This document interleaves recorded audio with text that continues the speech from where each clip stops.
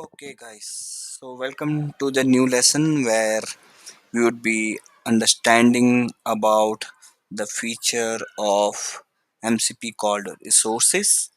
Before we start, we will have a brief understanding about what exactly resources are related to MCP.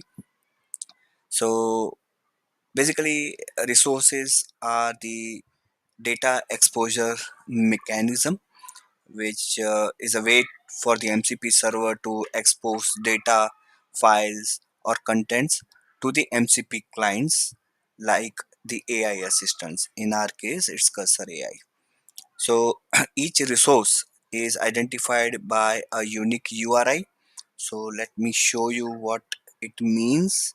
So here you can see I have created one MCP resource and it has a unique URI called to do list.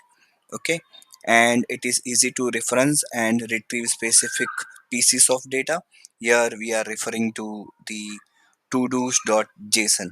So here in this code we are reading the todos.json and we are returning a resource, right, which will have a URI name, description, mimeType, and the content with the respective to-dos data that we are reading. So they are different from tools. So tools in MCP are for performing some actions. In this example, we have created many tools like adding a to-do, right, reading the to-dos and marking the to-do as done, right?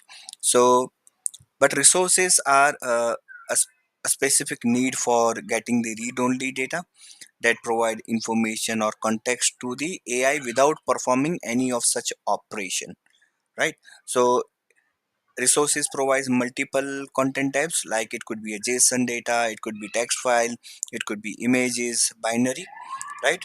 So understanding it in depth, so resources allow context enrichment to the AI tools to allow these AI assistants to access relevant data from external systems.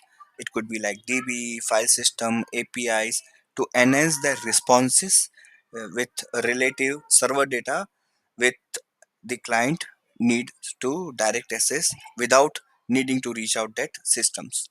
So here in this example, we will create a resource which will read the to-dos JSON to let AI read to-dos data in different formats.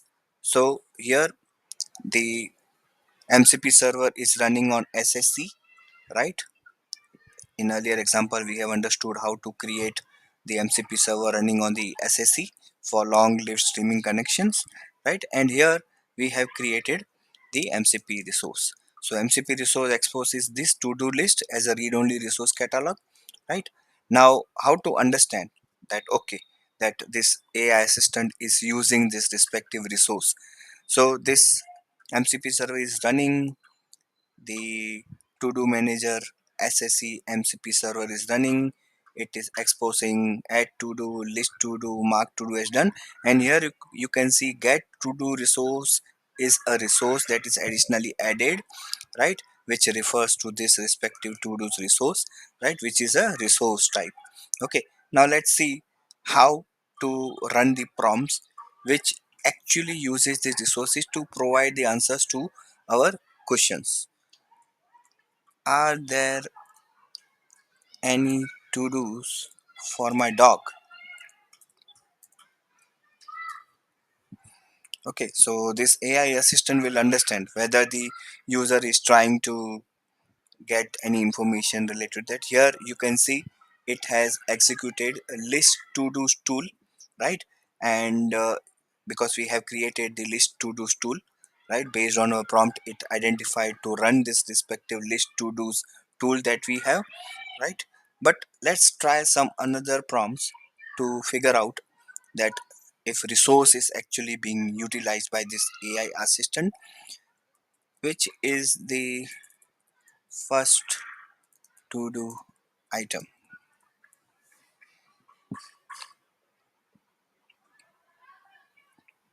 Okay, here you can see that the tools were not invoked, and it actually utilized this resources, which actually uses this todos.json. It exposes the todos.json, and you can see the first item is wake up at 6 a.m. and this AI assistant provided the information that okay, wake up at 6 a.m. is not completed yet. So it provides the additional context to this AI assistant when we expose the resource, right? So let's ask another prompt. Is there any to do for doing cycling?